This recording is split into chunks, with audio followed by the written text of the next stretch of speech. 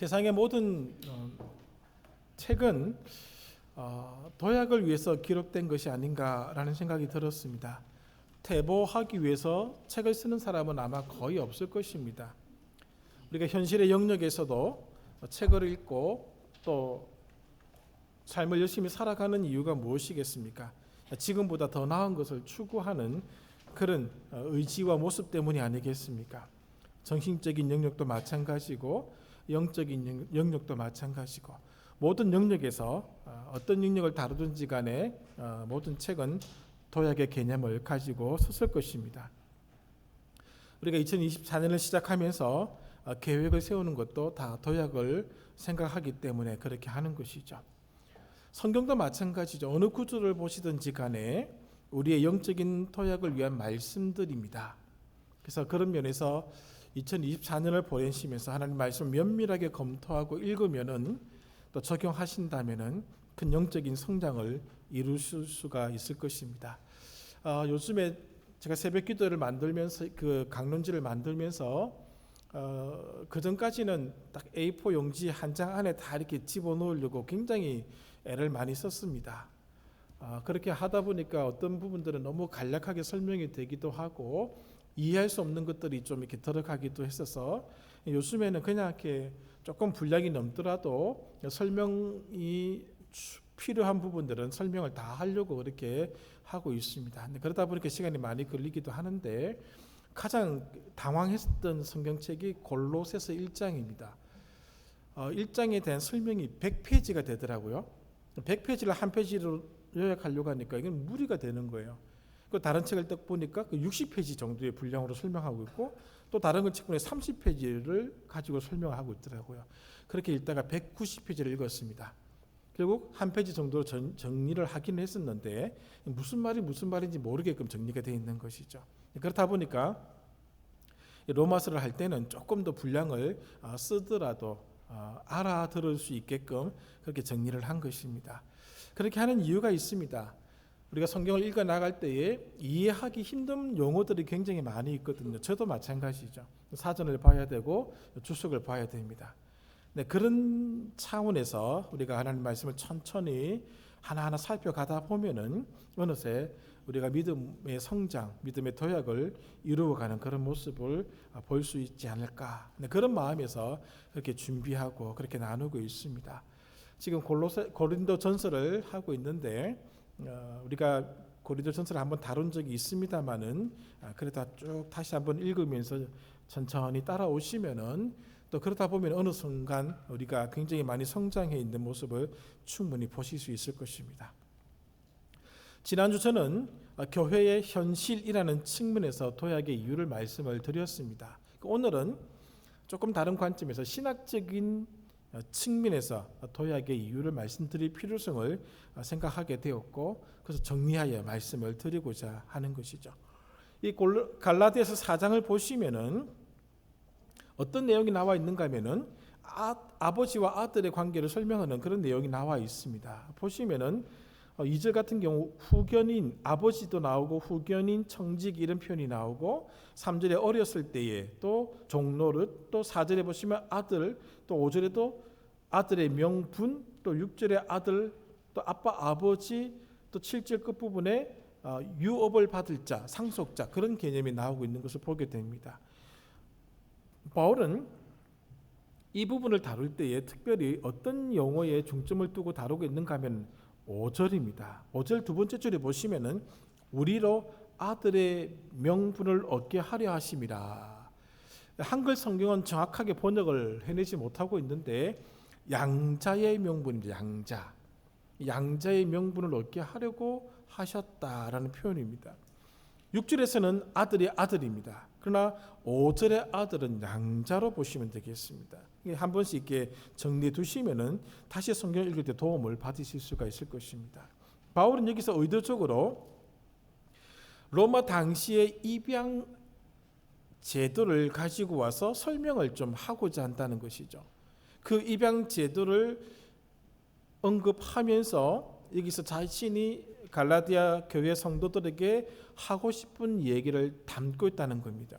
로마 당시 입양 제도는 세 가지 측면에서 진행이 되었다라고 알려져 있습니다. 첫 번째는 이미 독립한 아들, 성인이 된 사람도 입양이 됩니다. 성인이 된 사람도 입양이 되는데 그 입양되는 그런 모습도 있고, 두 번째는 성인이 아닌 자녀를 입양시키는 경우가 있습니다. 그리고 친아버지가 죽은 후 유언장을 통해서 양자를 세우는 그런 입양 제도가 있다는 것이죠. 이렇게 세 가지로 주로 입양이 이루어졌다고 합니다. 그런데 바울이 지금 여기서 사용하고 있는 입양은 이 세 가지 중에 어떤 것이냐, 그런 논쟁도 있고, 우리는 그런 논쟁에 들어갈 필요는 없고 문맥에 따라서 이것을 해석해 나가면 큰 어려움은 없을 것이다라고 알려져 있습니다. 그리고 입양을 하는 데 있어서 남성과 여성, 딸과 아들의 차이가 좀 있더라는 것이죠. 딸을 입양시킬 때는 친부가 그 딸을 향한 권리를 포기한다라고 선언하면은 입양이 됩니다. 아들의 경우는 조금 다릅니다. 그 권리 포기를 3번 해야 된다는 것이죠. 물론 이 당시에 시대적 사상이 남성을 조금 귀하게 보고 여성을 좀 이렇게 덜 귀하게 보는 그런 분위기 때문에 이런 것이 차등이 있었습니다만은, 어쨌든 그 당시 입양 제도에 따라서 본다면은 딸의 경우는 한번 이렇게 판다는 거죠. 판다는 것이 어떤 사람을 돈 주고 팔고 그런 개념이 아니고 아버지가 그 권리를 포기한다는 것입니다.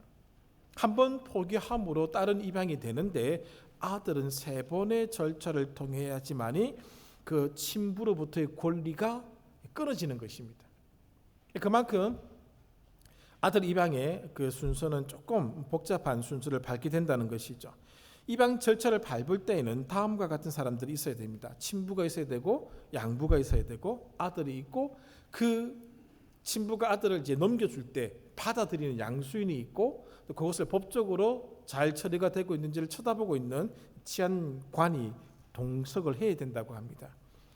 그리고 이제 아버지가 아들을 이제 본인의 그 권리와 본인의 권위로부터 이렇게 해방시켜주는 의식을 행한다고 합니다. 그래서 의식을 행하면은 그 아들은 양수인에게 넘어갑니다. 그럼 양수인은 그 아들을 받아서 다시 친부에게 돌려줍니다. 그럼 돌려주면 아버지는 다시 한 번 더 그 아들의 권리를 포기하는 행사를 행하게 되고, 다시 양수인에게 가게 되고, 양수인 또 한 번 더 포기하게 되고, 그 3번을 행하고 난 뒤에야지만이 양부가 될 사람이 그 아들을 입양을 삼으려고 한 사람을 자기의 권리 아래로 불러들일 수 있다라고 하는 것이죠. 그런 절차를 통해서 입양이 되는 것입니다. 그렇게 입양이 되면은 이제 그 아들에 관한 모든 권리는 친부에게서 사라지게 되고, 양부가 그 아들에 관한 모든 권리를 획득하게 됩니다.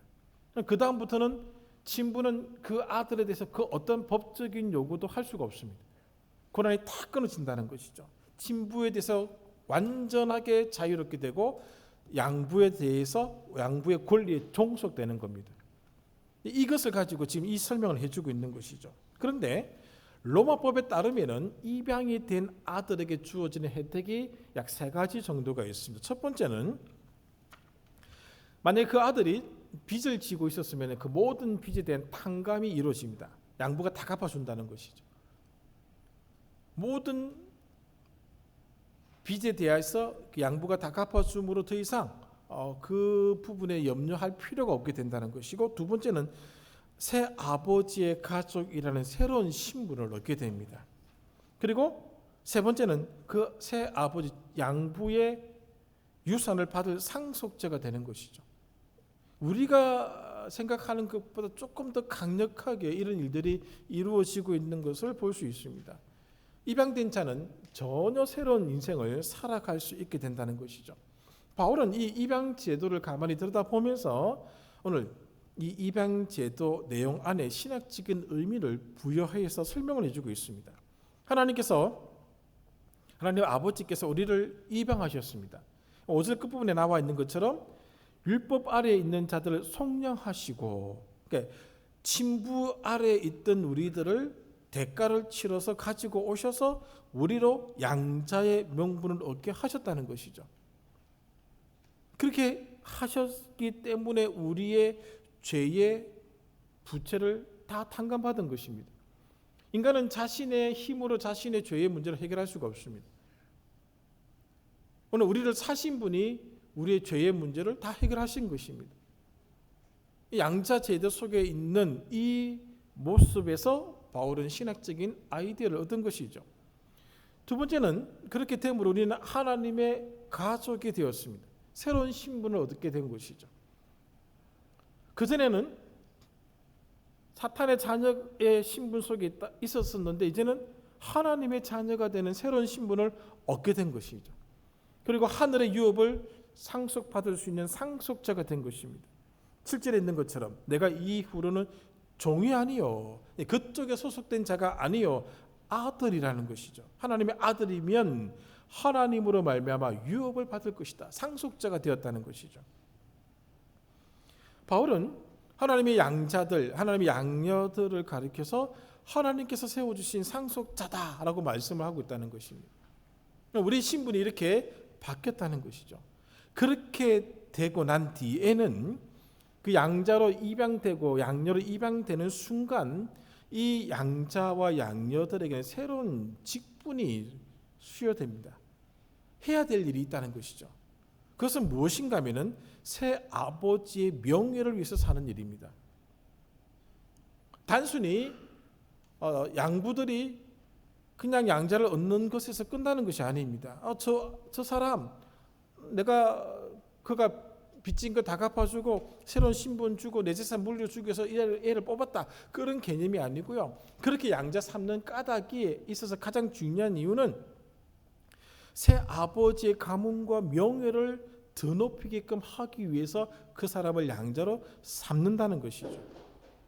하나님이 우리를 부르실 때에는 그냥 단순히 죄에서 구원시켜 주셔서 하나님의 아들, 하나님의 딸로 삼기 위한 그 목적에만 있는 것이 아니라 하나님의 명예를 높이고자 하는 의도도 그 속에 담겨져 있다는 것이죠. 그래서 양자가 된 자에게 있어서 필수적으로 있어야 될 일들이 뒤따라오는데 가장 으뜸이 무엇인가 하면 종교적 직무를 행해야 한다는 것이죠. 양자가 친부 밑에 있을 때 섬겼던 신을 버려야 됩니다. 그가 어떤 신이든 그 신 앞에서 어떤 결단을 했든 어떤 맹세를 했든지 간에 그 신을 포기해야 됩니다. 그리고 양부의 신을 자기의 신으로 받아들이는 행동을 해야 됩니다. 입양되는 순간부터 옛날 집에서 섬겼던 가택신이라고 하죠. 를 다 버려야 된다는 것이죠. 양자는 종교적 영역에서도 황골탈퇴가 일어나야 된다는 것입니다. 이것이 입양된 자가 해야 되는 마땅히 수행해야 되는 의무이며 특권이라고 합니다. 우리가 하나님의 아들로 입양되었습니다. 하나님의 딸로 입양되었습니다. 그러면은 예전에 섬겼던 신들을 포기해야 됩니다. 예전에 같이 있었다라고 생각하는 것들도 버려야 됩니다. 오직 우리를 입양하신 그분의 명예를 위하여 살아가야 할 책임, 의무, 특권이 주어지게 되었다라고 하는 것이죠. 그 하나님이 섬기라고 하는 신을 섬겨야 된다는 것이죠. 하나님의 명예를 위해서 살아가야 할 책임이 그 양자들에게 있다라고 하는 것이죠. 과거의 모든 신들을 버려야 됩니다. 우리가 예수 믿고 나면은 다 포기하지 않습니까? 내려놓지 않습니까? 바로 이 개념에서 이것이 시작된 것이죠. 오직 삼위일체 하나님만 섬기는 자세가 오늘 우리들에게 특권으로 임무로 주어졌다라고 하는 것이죠. 그래서 예수 믿는 사람은 다른 신들을 섬길 수가 없는 겁니다. 왜? 그분의 아들이 그분의 딸이 되었기 때문에 그렇습니다. 그 다음에 이 양자들에게 주어진 특권이 있는데 새 아버지의 권위 아래에서 보호를 받는다는 것입니다. 5절을 보십시오. 율법 아래에 있는 자들을 속량하셨습니다. 이 갈라디아서의 맥락에서 보면은 그 전에 사람들은 다 율법의 영향을 받아서 살아왔었습니다. 율법의 그늘 아래 있었다는 것이죠. 율법이 죄라고 얘기했기 때문에 우리가 죄인이 되었고, 율법이 그 죄에 대해서 대가를 요구하니까 죽게끔 되었었습니다. 그 영향을 받았다는 것이죠. 이제는 우리로 아들의 명분을 얻게 함으로써 그 종이 아니고 하나님의 자녀의 보호를 받는다는 것이죠. 이제 더 이상 율법은 우리를 향하여 그가 가지고 있었던, 율법에 가지고 있었던 권리를 요구할 수가 없습니다. 새 아버지의 권리 안에 들어갔기 때문에 그렇습니다. 사탄은 더 이상 우리로 하여금 사탄이 그동안 가지고 있었던 권리를 우리에게 요구할 수가 없습니다. 왜? 우리는 새로운 아버지에게로 넘어갔습니다. 새 아버지의 보호 아래에 있는 것이죠. 새 아버지의 권리 아래에 있기 때문에 친부는 더 이상 나에 대해서 권리를 요청할 수가 없게 되었다는 것이죠. 율법은 우리들에 대해서 더 이상 권리를 요구할 수가 없습니다. 복음이, 은혜가 우리에게 권리를 주장할 뿐입니다. 오늘 양자 제도 속에 이것이 있다는 것이죠. 아버지의 새로운 권위 아래에 우리가 들어감으로써 보호를 받게 되었다라고 하는 것입니다. 그러므로 5절에서는 양자라고 부르다가 6절에서는 아들이라고 부르는 것이죠. 신약 성경에 이 아빠, 아버지라는 표현은 마가복음 14장 36절에서 시작되었습니다. 예수님께서 하나님을 향하여 부르실 때 이 호칭을 사용하셨습니다. 아바, 아버지라. 이 아람어입니다. 이 아바라는 말은 어린 아이가 가정에서 아빠를 향하여 사용할 때 부르는 호칭입니다. 구약에는 단 한 번도 나오지 않는 호칭입니다. 하나님이라는 분을 향하여 가정에서 어린 아이가 쓰는 용어로 쓰게 하셨다는 것이죠. 그러므로 이 아바라는 용어, 아빠라는 이 용어는 성경 전체를 해석할 수 있는 아주 중요한 단어로 사용될 수가 있으며, 이 단어 속에 숨겨져 있는 깊은 의미들은 하나님이 어떤 분이신지, 예수 그리스도가 어떤 분인지를 아주 독특하게 보여주고 있는 용어입니다. 이 단어 속에 들어있는 깊은 의미가 있다는 것이죠. 이 용어를 통해서 알 수 있는 첫 번째는 무엇인가 하면은 아버지가 아버지의 역할을 해주셨다는 것이죠. 그리고 그 아버지를 향하여 아빠라고 부르는 자들은 자녀로서 자녀의 역할을 해야 한다라고 하는 그런 의미를 품고 있다는 것입니다. 우리는 친부에게서 양부에게로 그 권리를 넘어갔습니다. 우리는 다 하나님의 자녀가 되었습니다. 그러면은 하나님께서 아버지 노릇 해주셔서 사탄의 권리 아래에 있던 우리가 하나님의 권리 아래로 넘어오게 되었습니다. 그것이 하나님이 하나님 역할을 하셨다는 말 속에 다 담겨져 있습니다. 그럼 우리는 이제부터 자녀로서 자녀의 역할을 해 나가야 한다는 것이죠. 여전히 사탄의 자식으로 살아갈 수는 없는 것입니다. 우리를 성량하신 그 아버지의 자녀로서 살아가야 된다는 것이죠. 그 역할이 오늘 우리들에게 부여되었다는 하는 것입니다.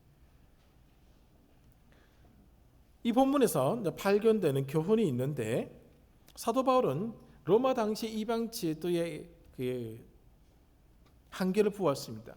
딸에게는 좀 이렇게 차등하는 그런 모습을 보았는데, 바울이 쓴 글 속에는 딸이든 아들이든 하나님의 자녀가 되는 데 있어서는 차등이 없음을 보여주고 있습니다.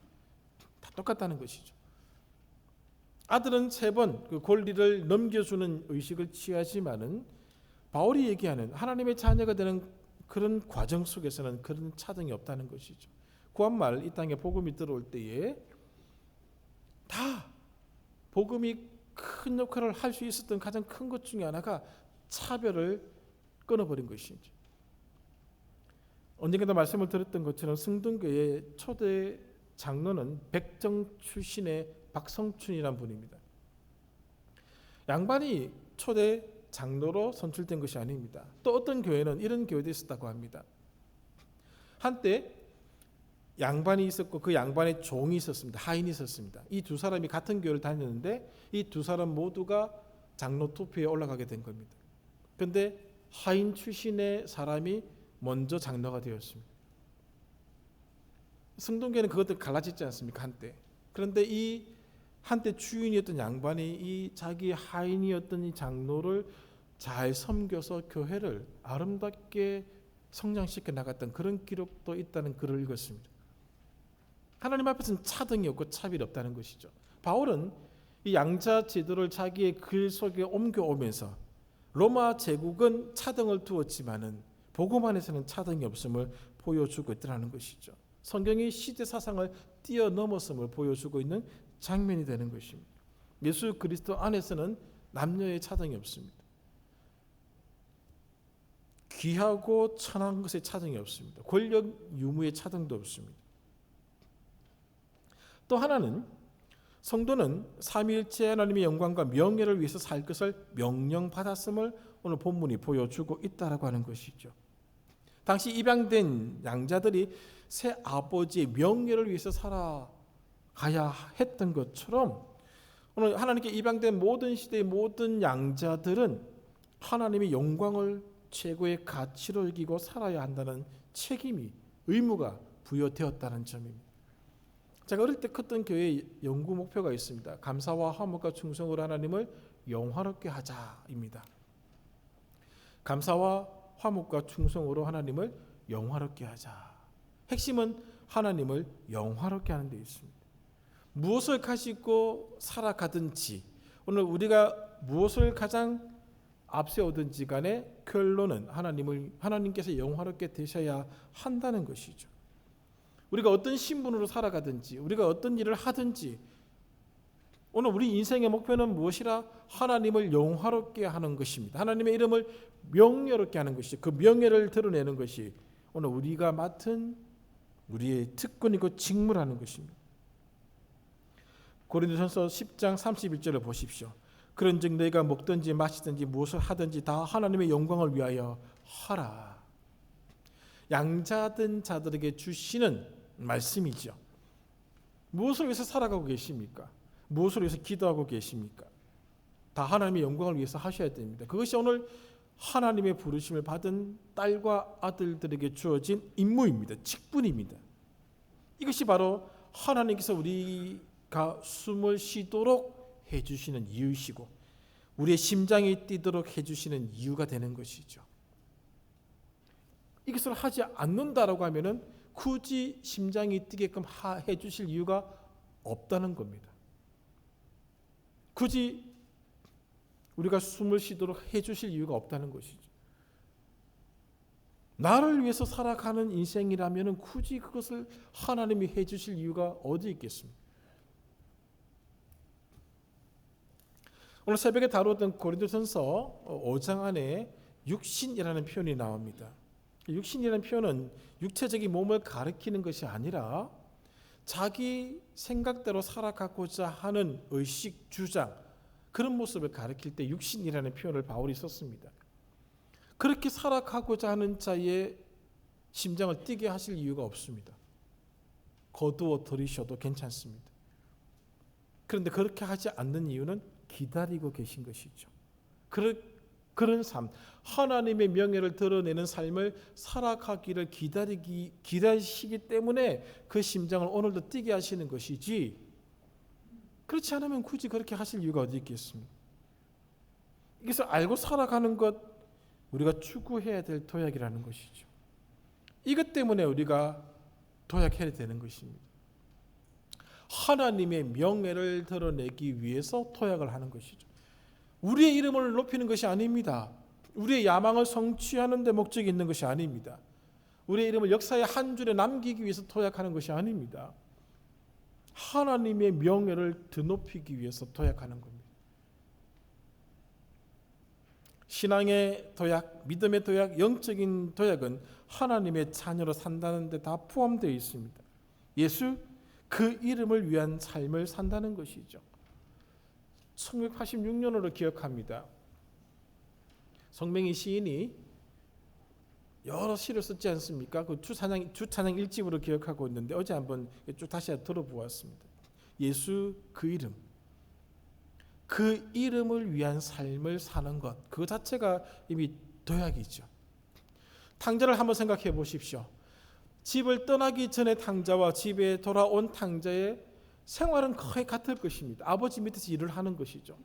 그러나 집을 떠나기 전의 탕자와 다시 돌아온 탕자의 삶은 완전히 다른 것이죠.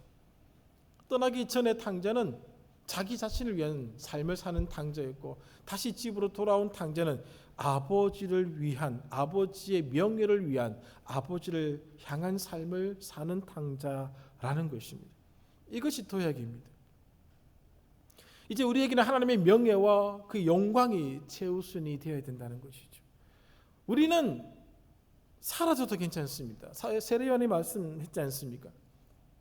그 신발끈도 감당할 수 없고 나는 망해야 되고 그는 흥하여야 되겠다고 말씀하시지 않습니까? 바로 이것이 도약입니다. 하나님을 영화롭게 하는 것이 인생의 가장 큰 목적이고 목표라는 것이죠. 우리의 도약은 바로 이것이죠. 예수 그리스도 그 이름을 위한 삶이면 충분하지 않겠습니까? 우리가 도약해야 될 충분한 이름이 되지 않습니까? 자꾸 세상에 글쎄 모든 걸 빼앗기지 마시기를 바랍니다. 우리가 여기서 열심히 살아가는 이유는 그 이름 때문에 살아가는 것이. 그가 오늘 우리를 양자로 받아 주셨습니다. 그리스도인이란 삶의 이유가 바뀐 사람들입니다. 어려운 말로 세계관이 바뀐 사람들이죠. 패러다임이 바뀌었습니다. 그렇게 살아가는 사람, 그게 그 자체가 도약입니다. 바뀐 패러다임으로 살아가는 것이죠. 성도가 바뀐 세계관으로 살아가야지만 이 세상을 바꿀 수가 있습니다. 우리가 도약해야 될 신학적인 이유가 되는 것이죠. 2024년을 시작했습니다. 우리가 조금 더 세상에서 편안하게 살기 위해서 조금 더 누리기 위해서 사는 존재들이 아닙니다. 우리 완전히 바뀐 존재들이죠. 말씀을 정리해 보겠습니다. 민수기 13장을 보시면은 이스라엘 백성들이 가데스 바네아라는 곳에서 가나안 땅을 정탐하기 위해서 12명의 정탐꾼을 보내는 장면이 보입니다. 그 사건에 있어서 실패를 하게 되지요. 그리고 나머지 38년의 긴 광야 생활 동안 그들은 죽어가는 과정을 밟게 됩니다. 왜 가데스 바네아에서 파송된 정탐꾼들이 실패했는가? 그 실패의 가장 큰 원인은 바로 이것입니다. 자기 정체성의 부재 때문에 그렇습니다. 그들은 그들 스스로가 누구인지를 몰랐습니다.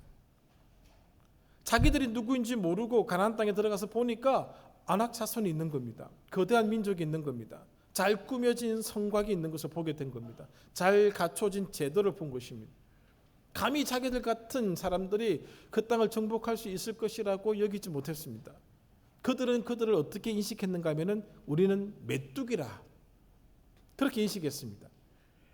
그들은 거대한 자들이고 자기들이 메뚜기라고 생각한 것이죠.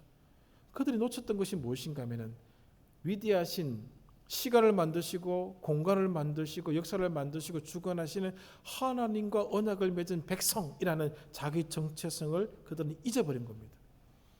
그걸 잊어버리게 되자 현실이 너무 크게 다가온 것이죠. 현실 앞에 주눅이 든 것입니다. 그리스도인이라는 자기 정체성을 잃어버리게 되면 현실은 우리를 이겨버립니다. 그러나 그리스도인이라는 자기 정체성을 우리가 확고하게 자리 잡으면, 양자의 권리와 권한을 알고 있으면 세상은 그렇게 큰 모습으로 우리에게 다가올 수가 없습니다. 우리가 이길 수 있는 대상이 된다는 것이죠. 스스로가 메뚜기가 되어버리는데 어떻게 거대한 거인들을 이겨낼 수가 있겠습니까? 현실을 이겨낼 수가 있겠습니까? 우리는 하나님이 우리를 부르신 양자, 양녀들입니다. 그 자기 정체성으로 도약을 하는 겁니다. 이스라엘 백성들은 가데스 바네아에서 실패한 겁니다. 도약 못했습니다. 하나님이 40년을 더 기다리셔야 됐다는 것이죠. 우리 정체성이 있습니다. 우리는 그리스도인이고 하나님의 자녀입니다. 하나님의 아들이고 하나님의 딸들입니다. 이걸 기억하면, 이 정체성을 가지고 있으면 도약이 가능한 것이죠. 우리의 성장과 발전을 막는 장애물은 디딤돌로 바뀌는 것이죠. 우리 하나님의 그 권리와 권한과 그 은혜 아래에 있는 자들입니다. 두려움이 없다는 것이죠. 두려워할 필요가 없다는 것이죠. 조금 가나안 땅을 정복하기 위해서 수고해야 될 일들은 남아 있겠지만은 물러설 이유는 하나도 없다는 것이죠. 한 해를 시작하는 이 시점에서 이런 신학적인 이유를 토대로 도약을 해나가셨으면 좋겠습니다. 오늘 우리가 시작하는 이 출발선이 얼마나 견고한 출발선인지를 기억하시고 한 해 동안 도약하셔서 하나님이 주시는 그 풍성한 은혜를 경험해 보시는 영광께 모든 성도들 되시기를 간절히 소망하겠습니다. 기도합니다. 하나님 아버지 감사드립니다. 우리가 지금 딛고 있는 이 토대가, 이 근거가 얼마나 단단한지를 보게 해주시고 우리를 보호하시고 돌보시는 하나님이 얼마나 대단한지를 다시 한번 인식하게 하여 주시옵소서. 우리 자기 정체성을 확고하게 하여서 올 한 해 도약의 결과들을 맛볼 수 있도록 인도하여 주시옵소서. 우리를 어떻게 어디로 인도하실지 모르오나 하나님이 함께 하신다는 그 분명한 확신 속에서 승리하는 모든 영광께 성도들 되게 이끌어 주옵소서. 예수님의 이름으로 기도하옵나이다. 아멘.